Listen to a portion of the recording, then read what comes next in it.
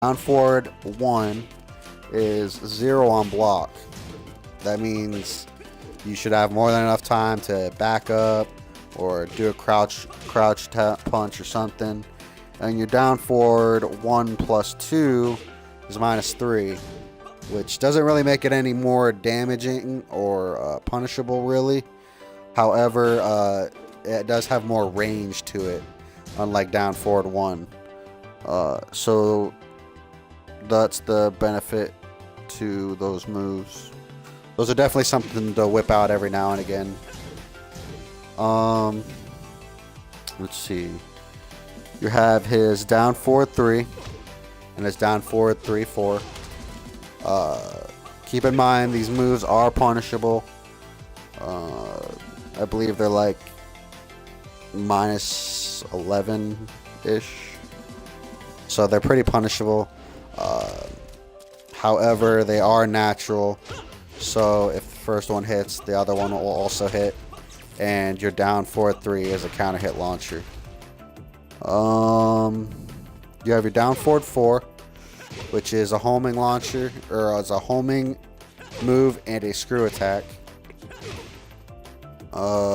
It's going to be one of your key moves as well.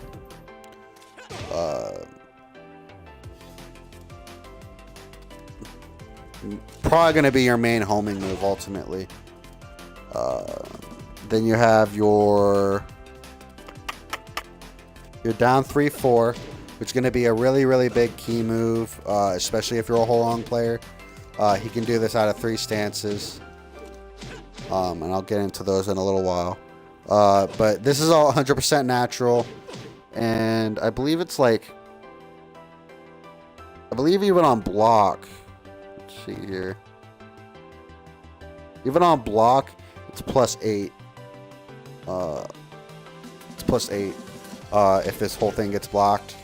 So that's not bad. However, if the low hits, the high is going to hit. It's a natural combo. It always has been. Hopefully it always will be. It puts you in a very aggressive stance, which I'll get into later. Let's see. You have his down back 3. Oh, my bad. His down back 3. You have his down back 4 forward. It's a really good poke and a key move, especially if you're wanting to be a good Hwoarang player. It's a really good key move, specifically for Hwoarang's pressure game. You have his back 1. The range is really crappy on it. As you guys can see, the range is not very good on it at all. However, it does have that evasiveness to it, towards the screen. So that's definitely something to keep in mind. You have his back 2, which has that built-in sidestep towards the background. You have his up back 3-4, which puts him in a stance move, but they're both mids. And let's see. 1 second. Up back 3-4. Your up back 3-4 is -4. So it's not too bad.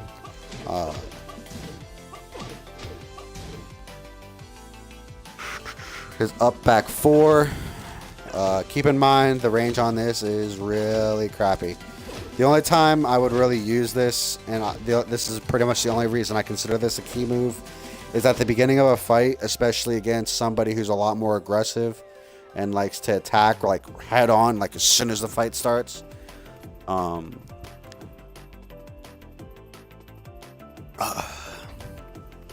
Anyways, you have this. This will actually beat most characters' starting moves. Even the faster ones like King and Lee's up forward 4 attacks. This has been known to either trade or beat them. It really depends on how quickly you put the input in. But it's still better than getting hit by it and then getting comboed off of it. So that's really good. And it's 90, or no, not 90. I'd say 70% of the time I've this is beating even those faster attacks, just because of the evasiveness for it. He has his up forward 4 strings. You have his up forward 4, his up forward 4/4, his up forward 4/4/4, and I'll get more into details with that later. You have his up forward 3+4. He does have an extension, which is his 4, but I would strongly recommend not using it. His up forward 3/4 is -10 on block, and I believe the up forward 3+4/4 is like 13 or something. 1 second. Yeah, -13 on block. So, where this isn't really as punishable, like somebody would have to put in a jab like directly after you land to get it, and that's all they're gonna get is that tiny little jab. If they even get that. But your 1, 2, 3, 4, they're gonna definitely be able to get something like a 1, 2 or something. So be careful with those. I'm not gonna tell you not to use it because I use them both all the time. But as a safer precaution, your up forward 3+4 is always going to be a safer bet. You have your forward 4/3, your forward 4/4, your wall running 3, and your wall running 4.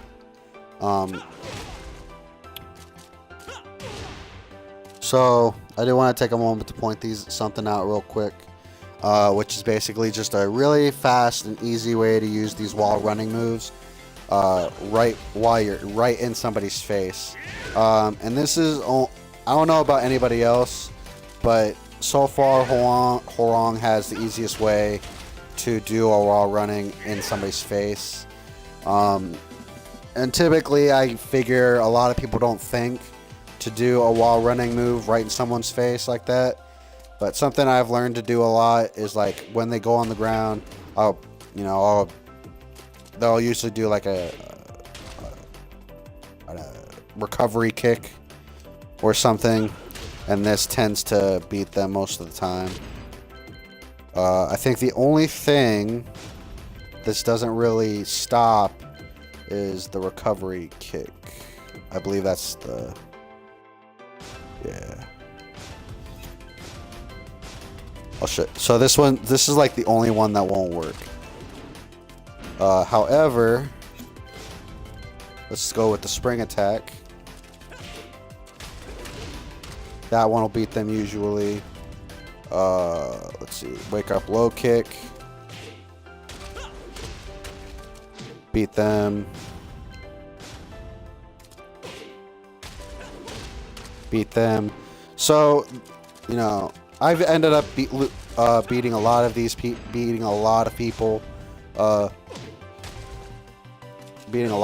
with this particular way of moving.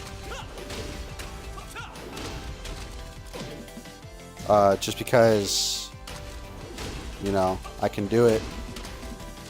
And the thing I'm trying to point out is, as you guys can see, when I just do this simple thing, they're still like really close to me. Like, after he actually landed it, this is about as far as I got. You can't typically do a wall running move right in their face. So that's why I do the 4, 3+4, and then forward, specifically because it tends to beat them a lot more times than anything else. And you can do the same thing with the wall running 4. The only problem with that one is it's high, so it won't beat them as often. But if you're like in their face and you want to do it, that's definitely something to do every now and again. Let's see. Then his last few key moves from his left foot 4 is going to be your wall standing 4/4, your wall standing 3+4/3, his sidestep 3/3, and sidestep 4. So now we're going into his right foot forward key moves. You have his, which is again, it's just a 3+4 input, and his front arm is down at his side, and you have his 2-3. You have his 2-4-3. You have his 2-4-4. You have his 2 back 4. You have his 3 bracket 4. Even though that's a launcher, this is going to be one of your biggest key moves. This is actually probably the biggest key move you can use while learning Hwoarang. Just because it's a power crush, a shield attack. Well, my bad. A shield attack, a screw attack, and a homing attack.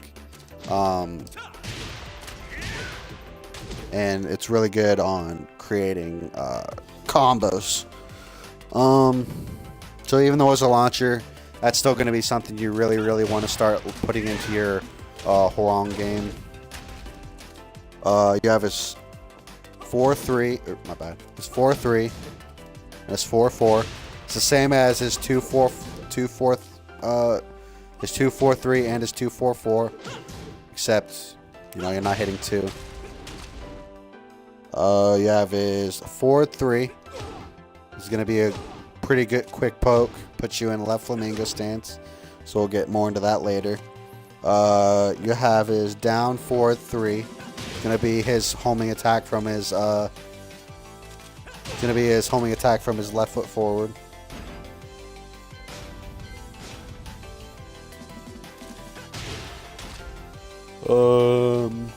Let's see.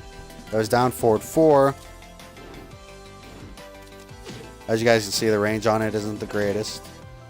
But it is going to be a big key move and a really big poke, especially if you want to be really good at Hwoarang's pressure game. You have his down 3-4, which if you guys remember, is also from his left foot forward. You did this from his right foot forward as well. You have his down 4. You have his down back 3.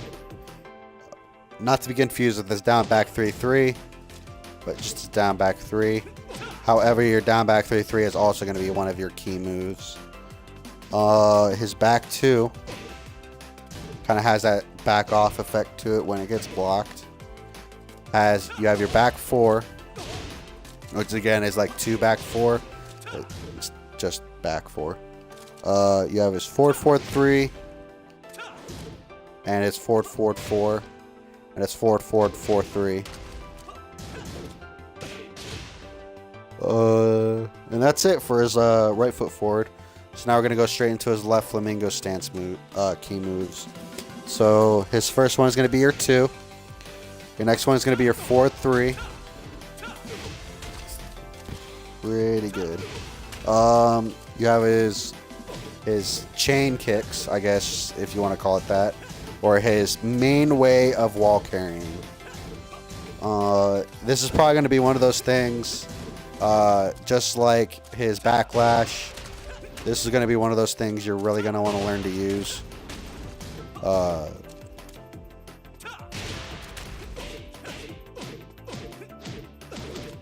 Just because it's really good for wall carrying and continuing combos. You have his forward 4-3, which,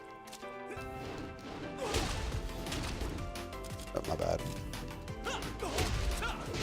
get you a free forward 4-4 or forward 4-3. My bad.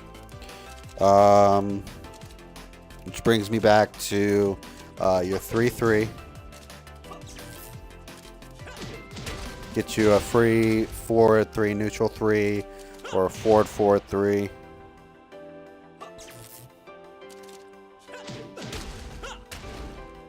As you guys can see, it's a little bit harder.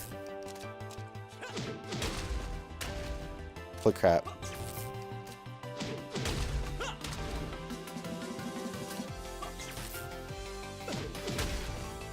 Oh, you know what? That's why. So it's not free, my bad. But you still get that